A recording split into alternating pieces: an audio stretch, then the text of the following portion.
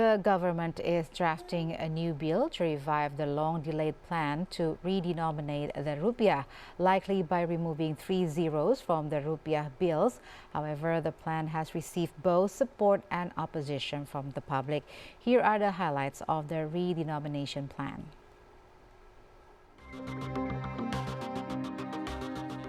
Finance Minister Purbaya Yudhi Sadewa has recently unveiled the government's plan to submit a bill to the House of Representatives to serve as the legal basis for the Rupiah redenomination plan, which has been proposed at least twice before but has never been implemented. The draw is included in the 2025-2029 National Medium-Term Legislative Program as a government-initiated proposal based on Bank Indonesia's recommendation. The redenomination of the rupiah has 4 main reasons: to improve economic efficiency, ensure sustainable economic growth, maintain a stable rupiah value, and enhance the credibility of Indonesia's currency in both domestic and international markets. While the bill drafting is underway, Bank Indonesia Governor Peri Warjio has said the central bank has no immediate plan to implement redenomination, emphasizing that it remains a long-term agenda requiring extensive preparation. Under the proposal, 3 zeros will be removed from the rupiah without changing its economic value. This means the 1,000 rupiah note, the smallest in circulation, would be replaced by a new 1 rupiah note. And similarly for the 2,000, 5,000, 10,000, 20,000, 50,000 and 100,000 rupiah notes. The redenomination plan was first proposed in 2013 and revived again in 2016. In 2023, the central bank said it was ready to begin redenomination in stages, but it has not been implemented since then. Redenomination of currency is common globally, with countries like Ghana, Turkey, Romania, and Ukraine successfully removing 3 to 6 zeros from their currencies. The rupiah redenomination plan has pros and cons. Supporters say it will improve the rupiah's credibility and simplify transactions, while critics warn it could trigger high inflation and cause psychological impacts such as money illusion, where people may feel poorer due to the sharp reduction in nominal value. The redenomination does not change the purchasing power or the real economic value of the currency itself. It simply changes the nominal representation of the currency in numerical form. However, many people are worried that the redenomination of the rupiah will be similar to sneering, which was implemented by the government in 1959, when the 500 and 1,000 rupiah denominations were reduced to 50 and 100 rupiah, effectively reducing the value of money by almost 90%. Redenomination is different from sneering. Sneering involves cutting the currency's value to reduce people's purchasing power. This policy was implemented to overcome hyperinflation, prevent inflation from rising further, control prices, and increase the value of the currency. Given the rupiah's weakening value, cutting zeros needs to be considered carefully and accompanied by a nationwide familiarization program to ensure the public is well informed about the plan.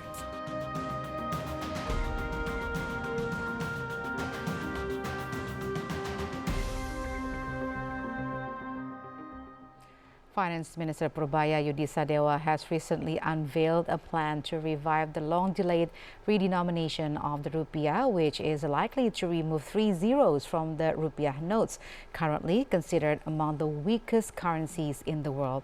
Here with us is Jushua Pardede, Chief Economist at Bank Permata. He will discuss the advantages and disadvantages of the rupiah redenomination. Hello, Pak Joshua. Thank you very much for joining us today. Thank you for having me, Mbak Val. All right, Pak Jushua, Finance Minister Purbaya Yudhi Sadewa has revived the plan to redenominate the rupiah, which has been proposed at least twice since 2013. Do you see any urgency in the government's latest initiative to redenominate the currency? So I think there's no short-term macroeconomic urgency to implement redenomination because it will not fix like rupiah's weaknesses, fiscal pressure, or slow growth. The urgency lies in institutional, meaning that securing a clear legal basis now so that when macro and political conditions are favorable, I think implementation can proceed smoothly, without reopening the whole debate. I think it happened in the past twice, as you mentioned earlier, that the debate on the redenomination has been discussed as resurfaced in the public, but it doesn't proceed. Yeah, so I think redenomination should be treated as a long-term structural agenda, while the main priorities remain low inflation, exchange rate stability, stronger growth, and preparation of the digital rupiah. All right. In your opinion, what are the advantages and disadvantages of redenominating the rupiah?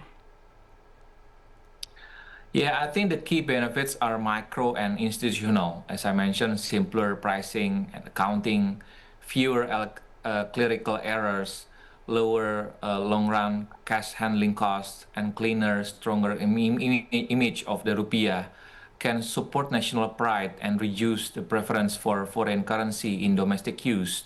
The main costs are in the transition. Yeah, for example, like printing and distributing the new notes and coins, upgrading IT and payment systems, years of mandatory dual pricing, and the risk of opportunistic price rounding up. Yeah, because of the rounding up errors, and also public confusion for sure.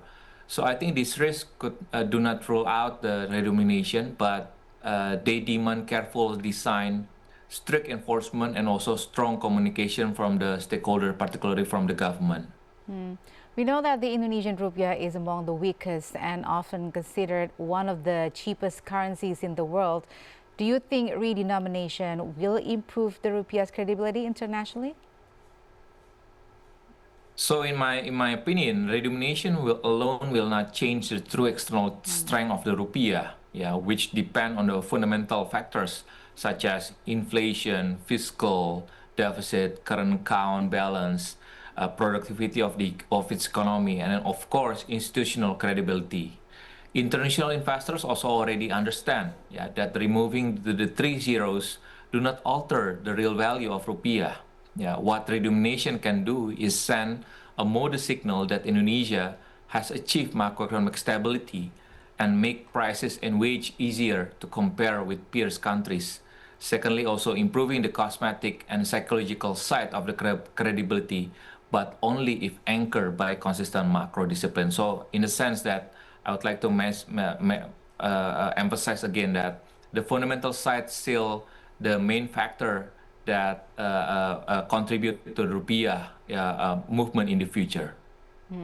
Bank Indonesia said it was ready to implement redenomination in 2023, but later delayed the plan due to concerns about potential negative consequences.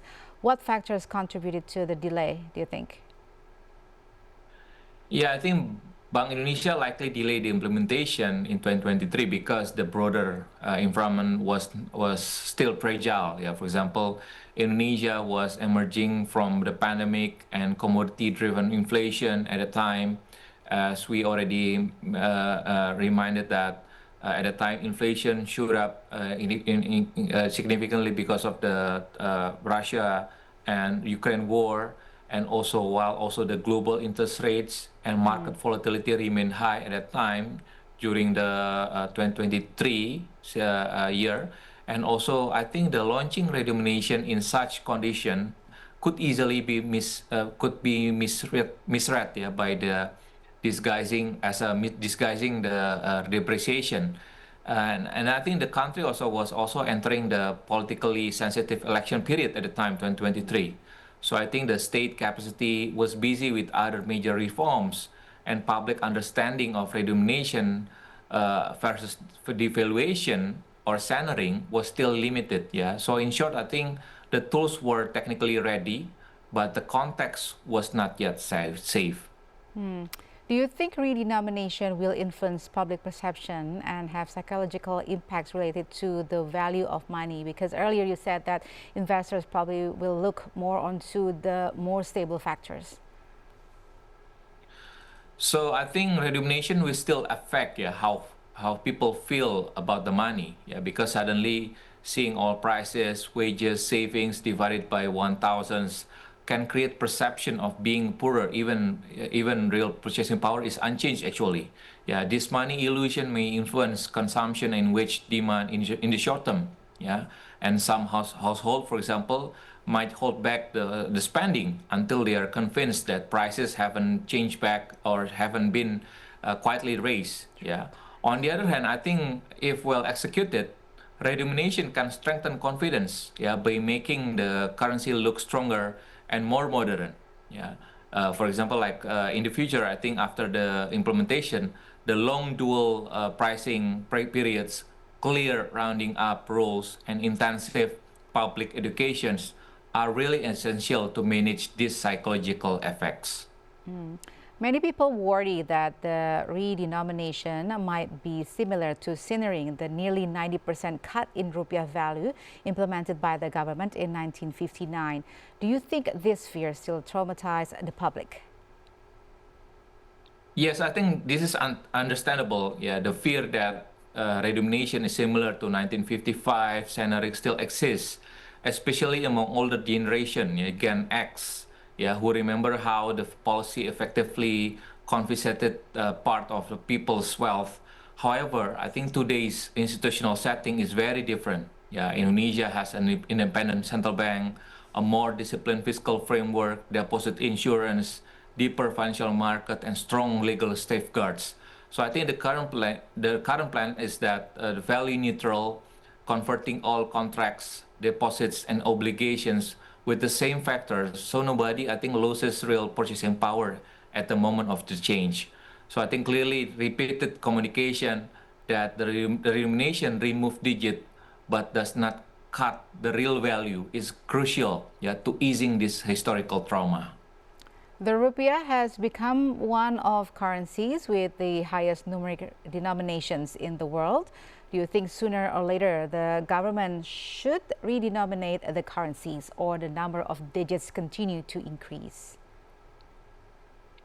So I think if nothing is done, I think rupiah still will keep accumulating digits, yeah, as long as inflation is positive, leading to ever larger nominal figures in prices, wages, and also budgets, and eventually requiring higher denomination banknotes. From a efficiency point of view, I think redenomination sooner or later, I think to align the unit with the peer currencies are simplify the daily life. Yeah, the crucial question is timing. Yeah, again, success and broader success requires several years of low and stable inflation. We have to make sure that stable condition in the macroeconomic and also political condition should be remain stable. Secondly, also the relatively calm exchange rate, broad political and social support, and should not clash with other major reforms. Yeah, for example, like digital rupiah or big tax reforms. I think passing the law now but making actual implementation conditionals on such conditions is pragmatic approach. In your opinion, how long might the transition period take once the redenomination bill is passed? Yeah, I think the transition will almost certainly be long. Yeah, realistic roadmaps I think involves a preparatory phase of around 2 to 3 years to print a new currency, adjust system, prepare regulation and communication. Yeah, and this phase would be followed by a dual currency phase, possibly around 5 years. Yeah, 2 or 3 years plus 5 years, during which old and new rupiah circulate together with mandatory dual pricing, and finally a period which only the new unit is used, yeah, while transitional notes are gradually withdrawn. So I think at least more than 8 years, yeah, given Indonesia's geographic and large informal sectors, and overall process from the law enactment to full completion will likely take at least 7 to 10 years. Yeah, so I think compressing it would raise serious compressional and communication risk. Again, I think it will take some time before the redenomination will take implementation. But I think again and again, communication and then education literacy to the people, to the household, I think is very critical to communicate the policy well, so that the implementation will be better in the future. All right. Thank you very much, Pak Joshua, for sharing your thoughts with us today.